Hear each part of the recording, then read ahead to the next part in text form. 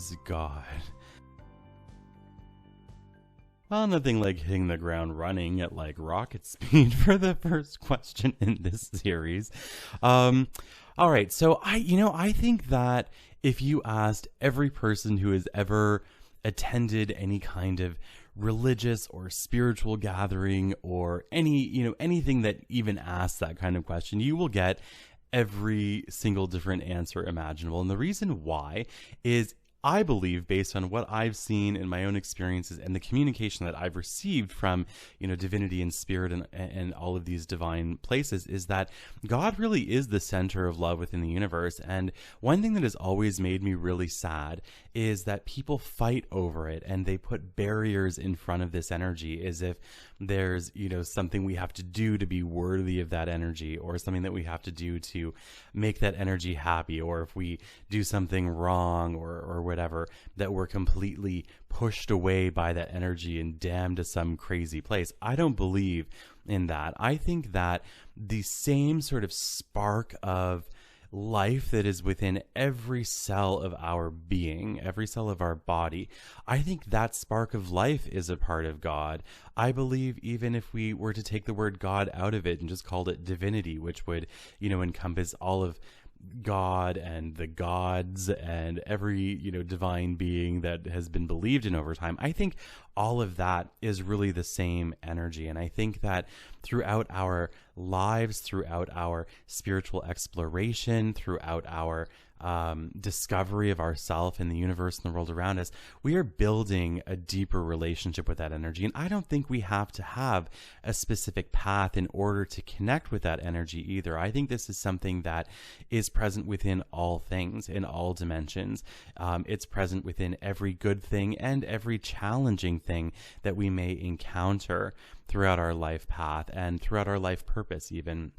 I get the feeling, that people sometimes feel like they're not worthy of that love because religion or spirituality or society even has placed these barriers and these boundaries and these sort of qualifiers that mean that they will only be good enough to receive this when they've done X, Y, and Z, or if they don't do X, Y, and Z. And, I really always felt that that was ridiculous.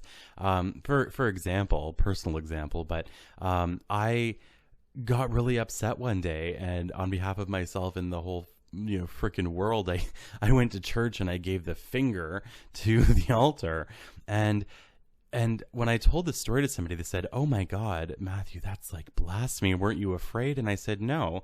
I said, God or source of the gods or divinity or whatever you want to call it gave me two middle fingers, knowing exactly what I was going to do with them, at least at some point through my life. And, so knowing that, I've always believed that God or divinity is also all forgiving, all knowing, all loving. And even in the moments where we can't love the hard parts about ourselves, that beautiful divine energy is always having a relationship, even with the part of ourselves that we dislike, because what we see as a fault in who we are, that divine presence sees as potential. And I think this is something that is greatly missing from, spiritual and religious doctrine both.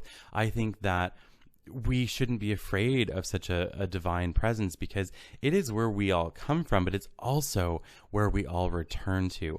And I feel that the standing in front of that divine presence at the end of our lives, I don't think that we need to be afraid of that. I think we need to be more afraid of how we feel about that. And that's something that I've seen over and over again. So is there, one God only, or is there always many gods?